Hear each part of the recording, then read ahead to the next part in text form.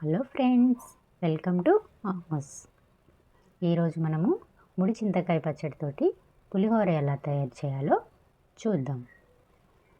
దీనికోసం ముందుగా ఒక గ్లాస్ రైస్కి 2 గ్లాసులు వాటర్ తీసుకొని 1 స్పూన్ ఆయిల్ వేసి ఉడికించుకొని ఇట్లాగా వెడల్పాటి ప్లేట్లోకి తీసుకొని చల్లారి పెట్టుకోవాలన్నమాట.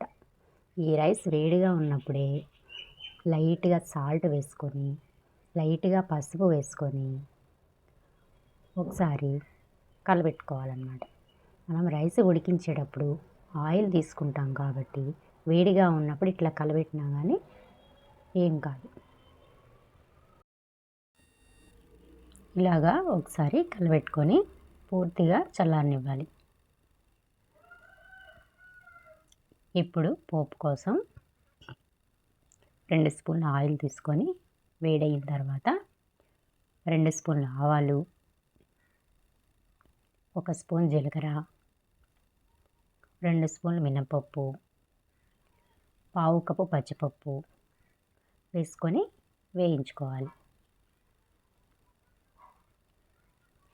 ఇందులోనే 4 ఎండుమిరపకాయలు కూడా వేసుకొని వేయించుకోవాలి.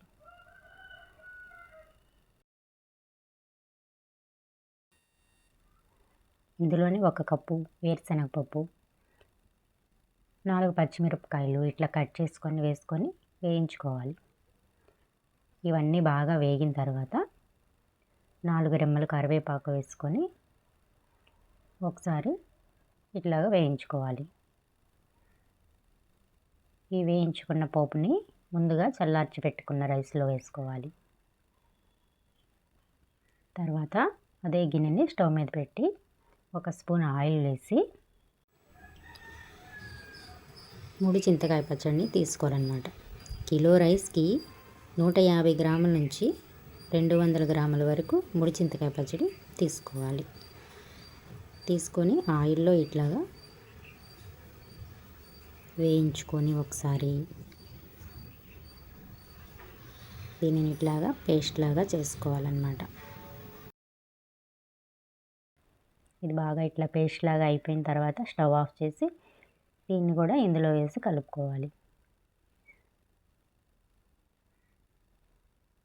ఇది బాగా మిక్స్ అయ్యే వరకు కలుపుకోవాలి. ఇట్లాగా ఈ ముడి చింతకాయ పచ్చడిలో మనకి పసుపు, సాల్ట్ ఉంటుంది కాబట్టి మనం ఫస్ట్ కలుపుకునేటప్పుడు లైట్గా తీసుకోవాలి, పసుపు కానీ సాల్ట్ కానీ.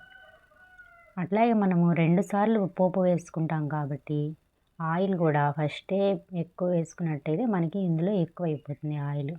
కాబట్టి ఆఫ్ చేసుకొని ఇట్లా వేయించుకొని వేసుకోవాలి. అంతేనండి, ముడి చింతకాయ పచ్చడితో పులిహోర రెడీ అయిపోయింది. వీడియో నచ్చినట్టయితే లైక్ చేయండి, షేర్ చేయండి. మరిన్ని వీడియోస్ కోసం ఛానల్ని సబ్స్క్రైబ్ చేసుకోండి. Thanks for watching.